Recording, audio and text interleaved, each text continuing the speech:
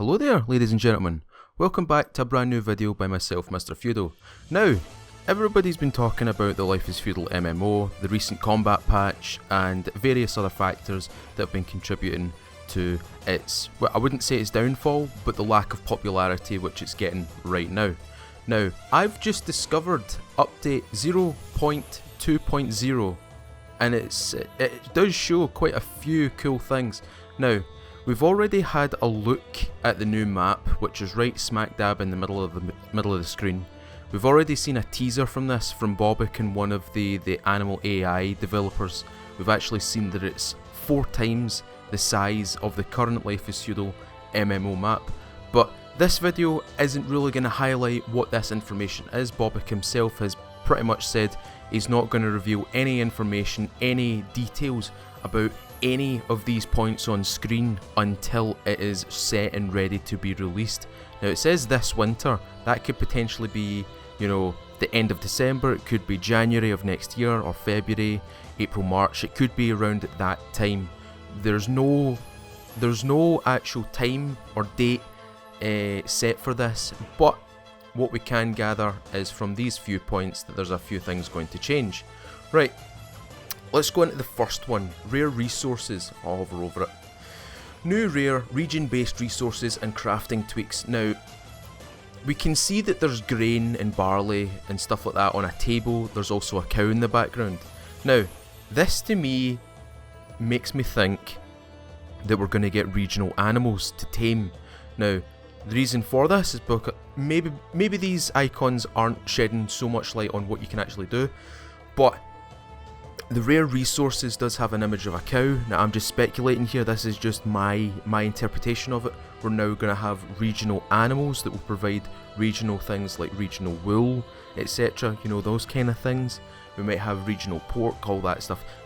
I think we already do have something along the lines of these things, but it might be a wee bit more in depth. The cows might look a wee bit different, the horses might look different. We might even have regional horses, regional what do you call them, rams and sheep. That's something that could be really cool. Rare resources will obviously mean that the usage of outposts will be made a little bit redundant. You can still gather a lot of materials from an outpost, but rare resources is probably going to be player created or player gathered, so there is going to be that need for rare resources for potentially, you know, better items.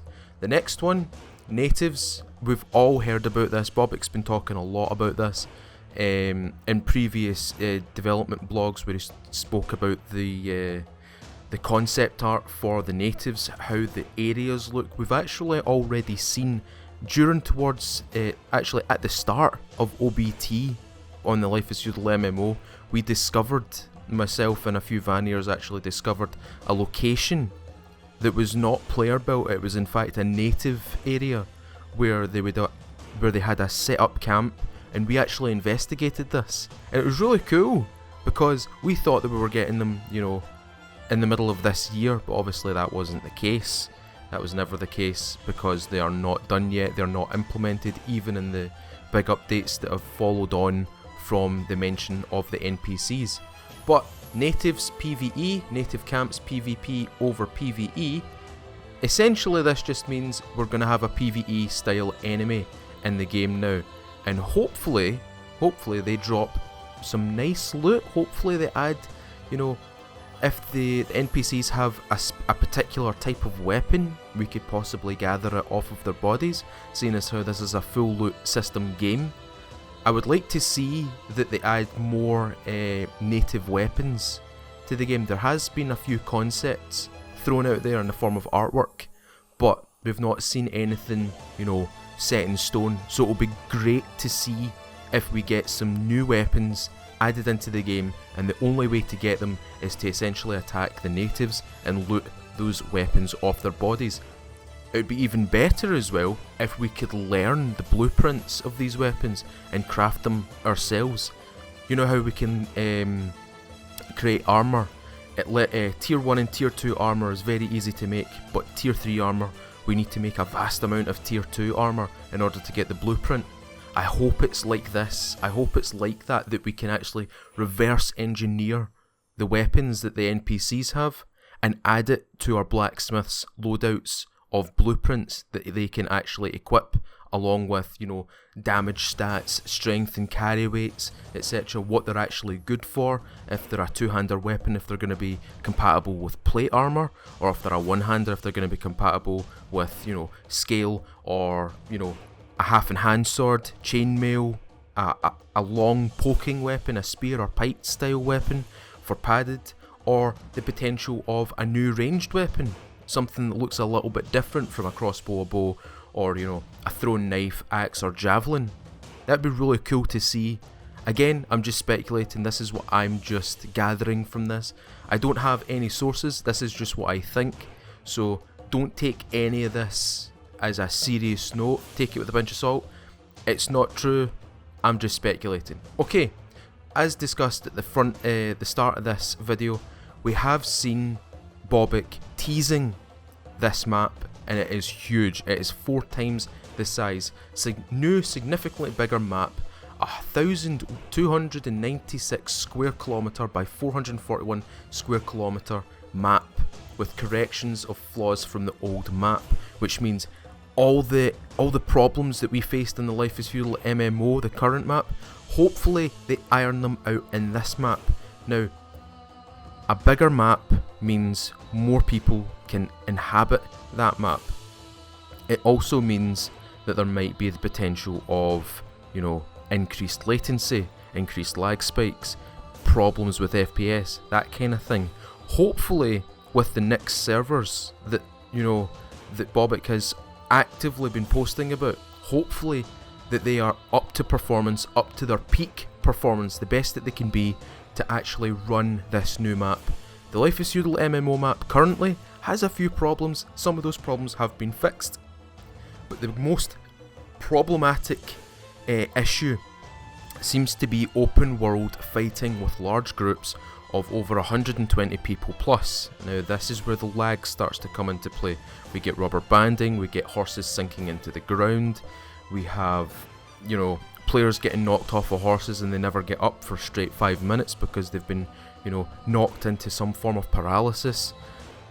These are just some of the things that they should really be considering. They should really fix these things if they persist in the current MMO map.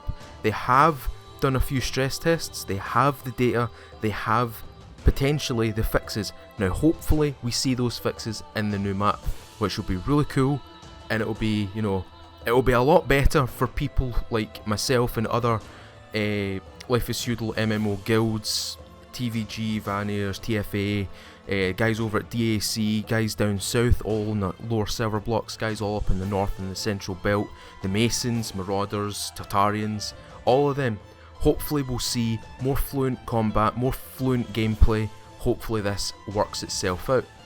Next thing is territories and taxes, which is pretty cool to be quite honest, because now they're introducing this territory claim, the new system of fiefs and provinces with their new control and taxation. Now, I'm assuming that when you put down a guild monument in this new world, you will be capturing a specific location that is already pre-made for a guild. So you'll have capture points that will contain certain sections of land. It might be random, it might be a wee bit more diverse than that. Maybe the standard circle of influence from a guild monument will be changed, so it can be warped in a way, so it could be a circle with a big bubble on the top of it or the bottom of it to maybe capture land that would be more useful to you. Say you landed in a forest, and to your south your claim borders can't quite capture the clay spot there, and that clay spot is huge, it's high quality, and you want it for yourself to stop people from gathering from it. You could probably go to your guild monument and then expand territory and expand it by X amount of tiles, and hopefully you can actually contain the clay block. That's what I think this territories section comes into play. I think that's how it's going to work. Again, I'm just speculating here. It could be, it could not be. We've got no information on this. I'm just discussing it. The taxation of things.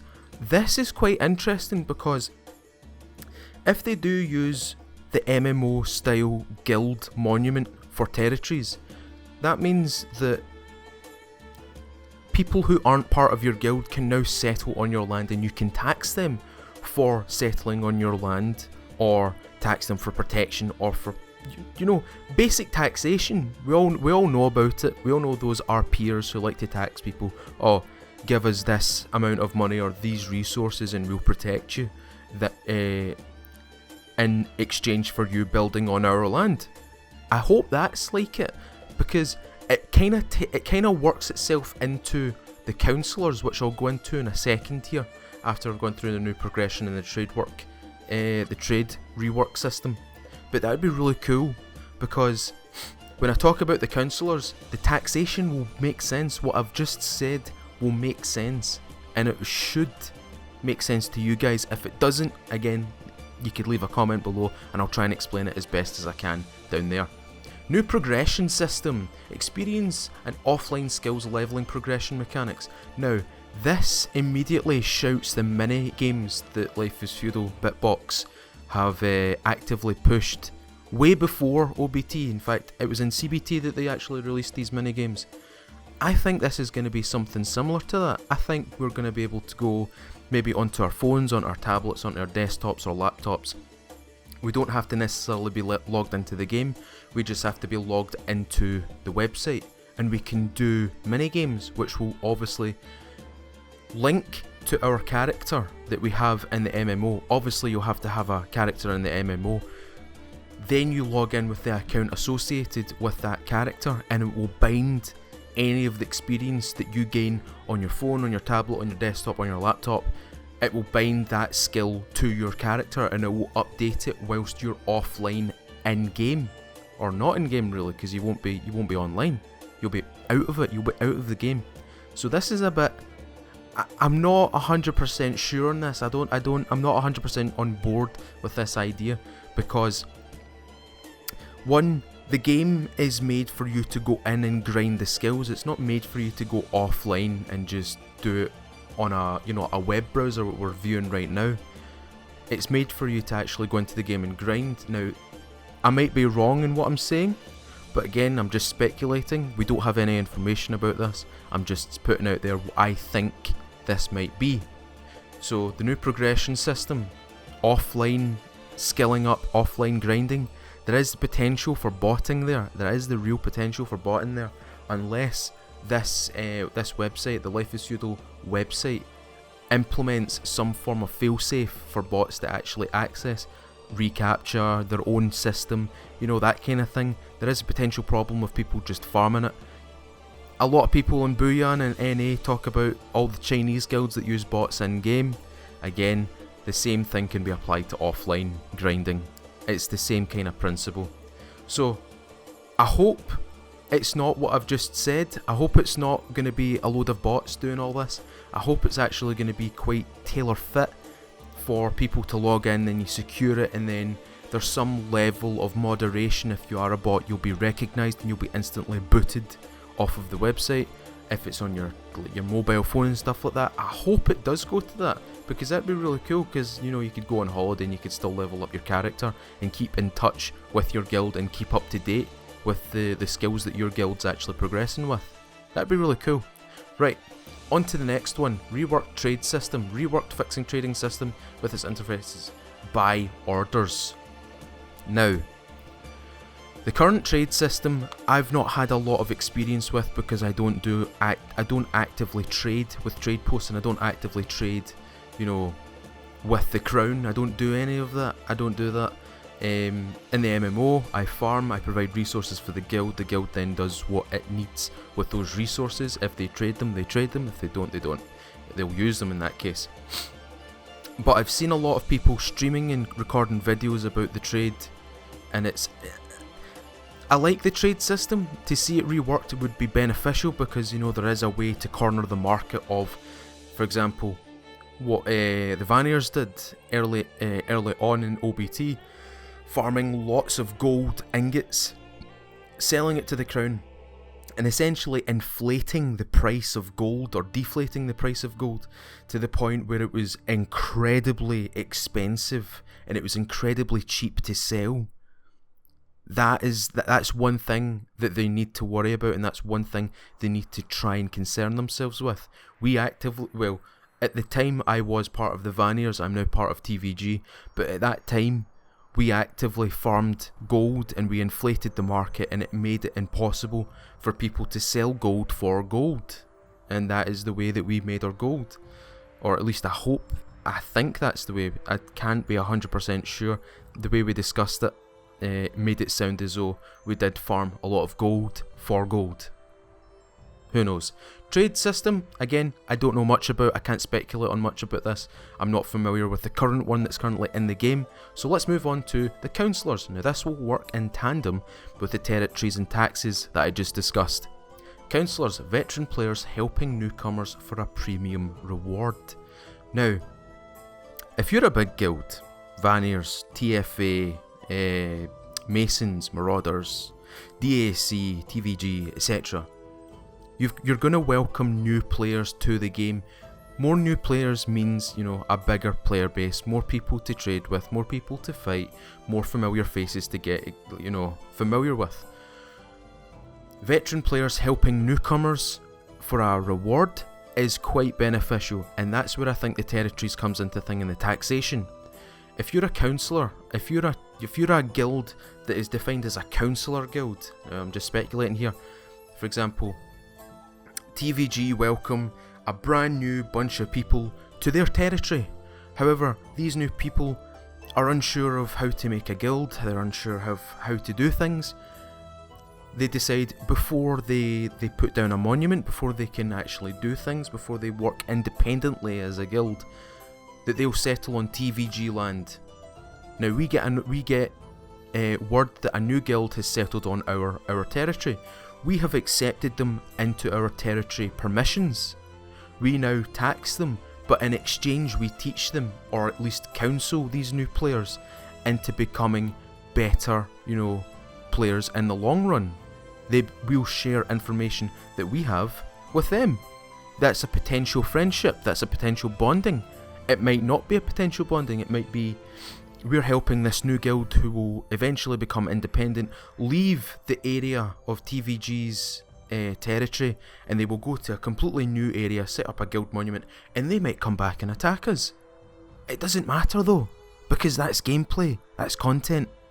That's what we want. We want to see more fights, we want to see more people, we want to see new bases, we want to see all these different things, we want to see everything. We want to make the game as best as possible. The community wants this game to work, and this is one way that I think will work. Newcomers in OBT and CBT, I feel were kinda... I don't want to say they were kinda isolated, even though they were. But they were treated as though they weren't players of Life is Feudal. They weren't... Like, for example, a guild sees a new bunch of people and they don't feel that they're on their same level. They aren't on the same level of, playing of them. By that I mean this guild sees themselves higher than these new people. Now that's a problem, because, and I have to admit this, during the OBT start we used to push people, new people who weren't part of Blood Pact or part of VK Kingdoms, out of our area of influence, and to me that stung, because that was new players joining an area and we were pushing them out, and that was diabolical. And I feel partly responsible for that, because I was part of the groups that would go out and force these people away, and it wasn't fair. It wasn't fair, and those newcomers now have a seriously bad light of Life is Feudal MMO. They don't see it as a fair game. They see it as like this gatekeeping community that doesn't allow new players to experience the game. But with counsellors, that's starting to push that attitude out of the way now. And I hope a lot of new guilds, and I hope a lot of experienced guilds see this, and I hope they hear this, to allow new players to play the game. Allow them to play the game, experience Life is Feudal MMO. If they don't like it, they'll leave. If they don't like it, they will leave. That is their choice. If they like it though, they will stay. They will talk to you. They will discuss things with you. Hell, they might even discuss like, oh, we want to be part of an alliance because you guys seem to know your stuff. We would like a little bit of help. Boom! Counsellors. There you go. You're now a counsellor for this little guild who are now settling your area of territory. And now you can teach them the game and get something back for it. That is something that we should really work with, and that's something I hope is implemented into the new map. That'll be great, because I'd like to see a lot of new people in the game, because at the moment we've got less than 1,000 players playing in Avalon on the EU section, and we've got less than 500 playing on NA. It's just the decisions made and the actions of different people that have caused this. Yes, some actions have been subject of the developers. I'm not taking sides here. The evidence is there. You look at it, you make your own conclusion. But this is new. This is better, because this is welcoming new people into the game.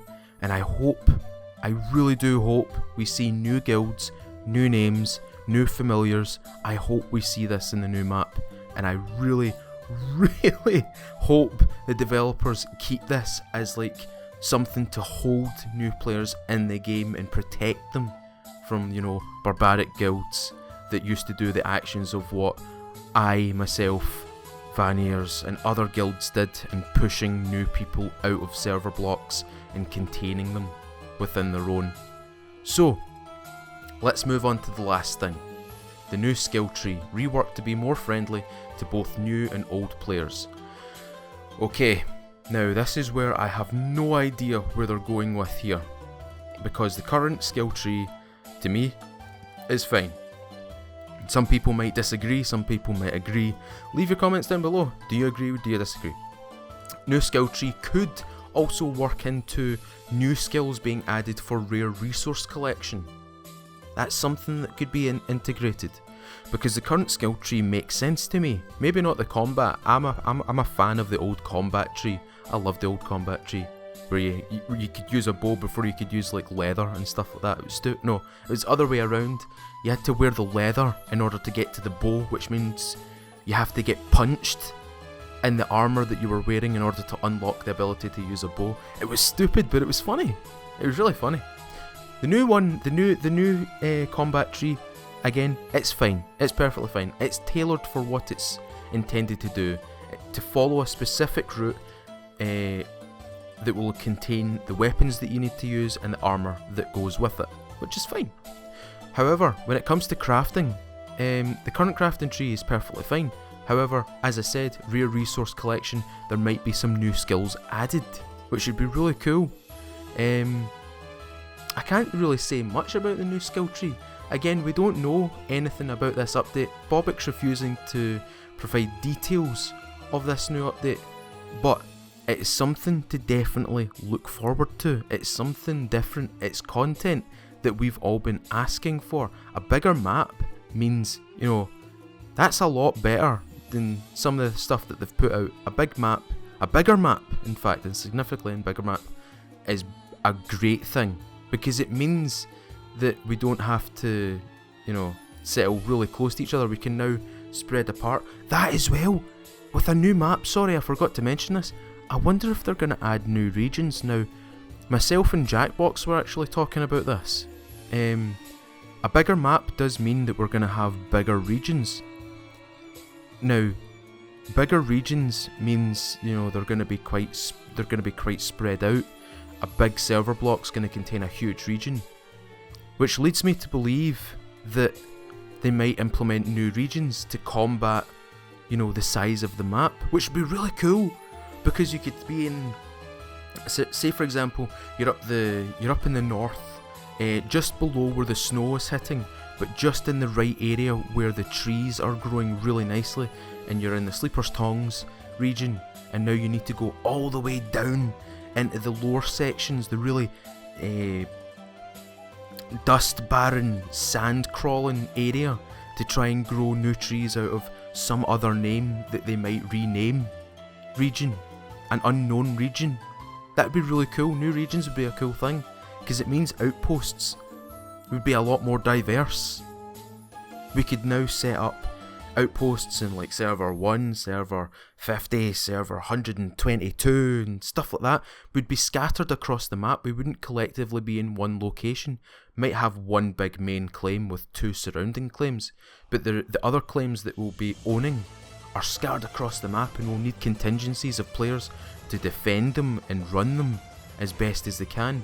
Now, one thing that this webpage does not feature is the question: can we teleport? Can we port our characters that are currently on Buyan, Avalon, RP Land, Epiland, you know, those areas? Can we teleport? Can we port those characters to this new map? And if that's the case, can we bring items with us? Currently you can't bring items from Newbie Island to the MMO world, so hopefully we aren't able to take items with us from the current map to the new map, because, and a lot of people will probably agree with me at this point, if you have a guild of 100 people, you line them up, you all sort out what you need to take. All of you take 1 horse, all of you take a set of tools, maybe 2 sets of tools, take your weapons, take your armour, take some food, take some crops, take some saplings, maybe take some flux and stuff like that to get early buildings going. You can see the problem already, can't you? 100 people carrying all that stuff, 100 people moving across the map on horseback with armours and weapons, and they run into a new set of folk and they obliterate them. That's a problem. That's a major problem. Again, this is something myself and Jackbox have been discussing. We've been talking about this update for a good wee while because we're actually interested in it, and I'd like to come back to Life is Feudal MMO, and this is a reason to come back. This is a good reason to come back. A bigger map, you know, all these different things that are coming into the map, into this new version of the game. But one thing we were talking about is, if they allow players to come from Avalon, Buyan, NA and EU servers, and you have tier 3 armour on, and you have 1 horse, or 2 horses, and you have your main weapons, you can just run around and kill people. It's terrible. It would be a terrible thing to add into the game, to allow players to port from one server to another, or one map to another, with items. That would be diabolical, because the amount of carnage in day 1 would be unreal. You'd have guilds actively seeking out other guilds who are trying to make an established base on the new world, and they'd just obliterate them, kill them, because they don't have the resources on day 1 to build a house. Maybe they might have a few shacks built, but they've just lost all the items that they came with, and that guild there have now just exited their claim or their established base with even more loot that they came with at the beginning. So I hope, and I'm saying this to you, Bobik, Bitbox developers, do not allow players to teleport from the new world, from the current world to the new world with items. Please do not allow them to do this. I want them to be able to move to the new world with only maybe just rags and a set of boots. That's all they need. They have their skills, they have their combat skills. All they have to do is find their location, set down the monument, and get things going like a normal newcomer to the game. Please do not allow them to port items from the current map to the new map. Right guys, I'm gonna shut up here for now. Hopefully some of this is shed light on some of these updates. Again, we've only speculated on what's happened with these pointers here. Bobik again refusing to give information out, which is nice. It's nice of him to do. I know a lot of people who are really wanting to get that information out there. They really want this information badly, but Bobik's withholding it. We can only speculate on what we're seeing right now.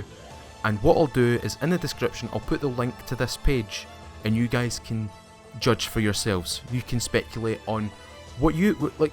What do you guys think is going to happen with these pointers? Like for example, the new map, the territories, taxes. These are things that I want other people to discuss. I want people to talk about these things. Obviously we'll know what they'll do once we're in the new map, but for right now, it's a talking point. The new progression system, the new skill tree. What do you think they've added? Leave comments down below.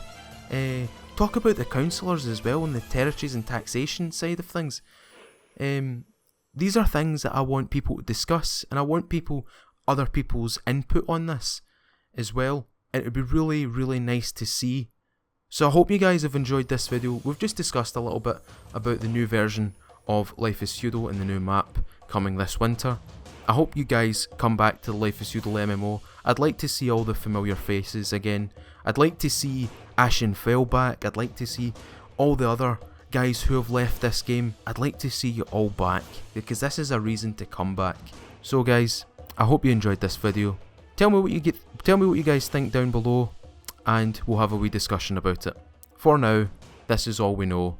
This is all we have. I'm Mr. Feudal. I'm out of here. See ya.